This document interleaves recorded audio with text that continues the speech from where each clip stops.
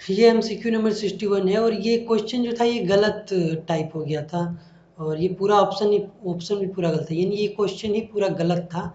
इसको मैंने सही कर दिया है, तो आप फिर से अटेम्प्ट करें। तो यहाँ है प्रॉफिट मैक्सिमाइजिंग क्वांटिटी आपको बताना है। तो आपको पता है कि प्रॉफिट मैक्सिमाइजिंग क्वांटिटी के लिए M R is equal to M C होता है, यानी प्रॉफिट मैक्सिमाइजिंग लेवल पे M R is equal to M C होता है। तो वहीं अब यहाँ एम आर भी दिया हुआ है और एम सी भी दिया हुआ है, तो सिंपली आप इसका फंक्शन यहाँ पर रख देंगे तो आपका जो चाहिए प्रॉफिट मैक्सिमाइजिंग क्वांटिटी वो मिल जाएगा। तो शायद ये आसान क्वेश्चन था, सब कर ही लेते, लेकिन गलती के कारण कोई नहीं कर पाया और कोई किसी ने ऑब्जेक्शन भी नहीं किया, मतलब किया लेकिन शुरुआती में बनाने के बाद कुछ लोगों ने किया।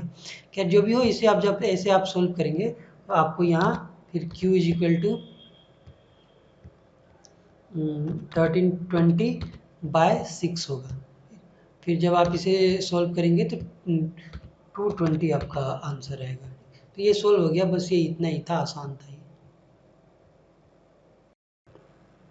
ये MCQ 62 है और इसमें आपको कहा गया है कि आपको वो क्वांटिटी बताना है जब MC is equal to AC होगा और ये आपको कोस्ट फंक्शन दिया हुआ है। MC मतलब मार्जिनल कोस्ट, AC मतलब एवरेज कोस्ट। तो इसे आप बहुत सिंपली सोल्व कर सकते हैं। आपको MC फंक्शन निकालना है जो कि इसका फर्स्ट डिराइवेटिव होगा और AC निकालने के लिए आप इसे Q से डिवाइड कर देंगे, ठीक। तो अब जैसे पहले हम इसका MC निकाल लेते हैं, यानी मार्जिनल कॉस्ट फंक्शन निकाल लेते हैं। तो ये फर्स्ट डिराइवेटिव होता है, तो सिंपली यहाँ 3Q स्क्वायर हो जाएगा। ये 3Q स्क्वायर हो गया और उसके बाद ये हो जाएगा 36Q हो जाएगा और फिर यहाँ बचेगा 750। ये निकल गया आपका मार्जिनल कोस्ट फंक्शन। अब आपको एवरेज कोस्ट फंक्शन निकालना है, तो इसे क्यू से डिवाइड कर दीजिएगा। तो इसको क्यू से डिवाइड कीजिएगा तो यही यहाँ सिर्फ क्यू स्क्वायर ही बचेगा, यहाँ क्यू स्क्वायर बचेगा। और जब इसे क्यू से डिवाइड कीजिएगा तो -18Q रहेगा, 18Q।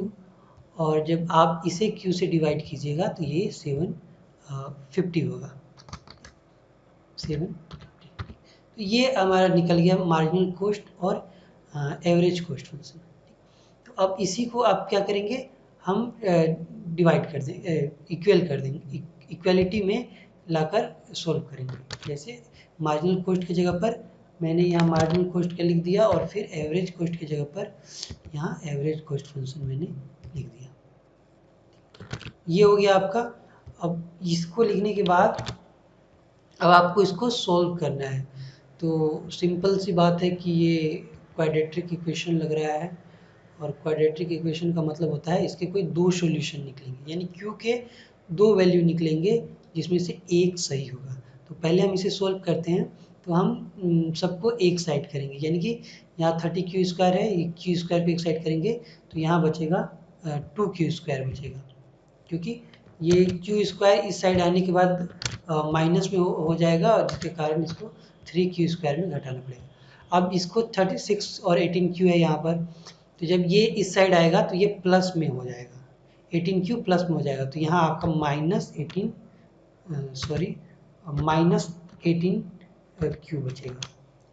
और उसके बाद 750 इधर भी है, 750 इधर भी है और दोनों प्लस में है, तो वो दोनों ख़त्म हो जाएंगे और तो सिंपली आपका यहाँ अब 0 हो गया। तो ये सिंपल हो गया। अब आपको इसको सॉल्व करना है। तो यहाँ आप 2Q को आप कॉमन ले सकते हैं और जब आप कॉमन लीजिएगा 2Q को तो आपके पास यही बचेगा Q माइनस 9, ये Q माइनस 9 आपके पास बचेगा। अब जब आप इसे सोल्व कीजिएगा तो दो वैल्यू निकलेंगे, यानी कि एक बार आप Q माइनस 9 को इस साइड कीजिएगा तो 2Q इज इक्वल टू 0 हो जाएगा और simply Q is equal to 0 हो जाएगा। और जब आप 2Q को इस साइड लीजिएगा तो Q इज इक्वल टू 9 हो जाएगा। तो इसका दो सॉल्यूशन निकलेगा। तो 0 तो नहीं हो सकता, इसीलिए Q इज इक्वल टू 9 ही हमारा सही आंसर होगा। और ऑप्शन में 0 दिया भी नहीं है, तो Q इज इक्वल टू 9 ही आपका सही ऑप्शन होना चाहिए। और पता नहीं कुछ लोगों ने 6 कैसे निकाल लिया, लेकिन यहाँ 9 ही होगा।